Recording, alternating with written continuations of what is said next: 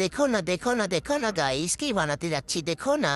তোমরা যদি ডায়মন্ডের মতো চকচকে ধপধপে থুবনা পেতে চাও তাহলে এই রেসিপিটা ফলো করতে পারো। So let's get start.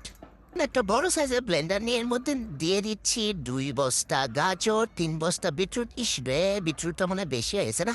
না তুলবো না, ঠিক আছে থাক। আল্লাহ, বিটরুটের কি গন্ধ। তারপর দিয়ে দিচ্ছি 1 গামলা মালটা আর 2 গামলা শসা। এরকম বারে বারে দিব, কারণ বারে বারে দিতে ভালো লাগে। তারপর এখানে দিয়ে দিচ্ছি বড় সাইজের 1 টুকরা আদা। ভাবছিলাম যে ভিডিও অফ করার পরে তুলে নেবো, কিন্তু তুলে নেওয়ার কথা আর মনে নেই। পরে এখানে 2 মণ পানি দিয়ে সুন্দর করে স্মুথি করে ব্লেন্ড করে নিতে হবে, বুঝছো? ব্লেন্ড করা হয়ে গেলে দেখো, ওরে শালা সেই কালার তো দেখে তো স্কিন আমার গ্লো করিচ্ছে। দেখা লাগবে কে? তোমরা যদি আমার মতো একদম অলস হয়ে থাকো তাহলে সেক্ষেত্রে এভাবে বস্তা ভরে বানাবা আর ট্রে ভরে রেখে দিব, বুঝছো? এখন আমি এই বরফের ট্রেতে সুন্দর করে ঢেলে রেখে দিচ্ছি, কারণ এটা প্রতিদিন সকালে উঠবো আর গ্লাসের মধ্যে গরম পানি দিয়ে ঢেলে খাই আর শেষ করবো। তাহলে আমার আর প্রতিদিন ভালো লাগছে না।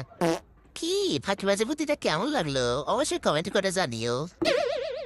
এরা যদি তোমরা প্রতিদিন খাও তাহলে ডায়মন্ড কান দেখবা গোল্ডের মতো তোমার সোপা ঝকঝক করিচ্ছে। রে আল্লাহ, এটা খাতে ইনকা খুব শখ করে লিয়া বানাইছিল সকাল সকাল উঠাই। রে আল্লাহ, এটা আমি আর জীবনেও খামো না। আমার সোপা ঝকঝকা করা লাগবে না, দূর এটা খামো না।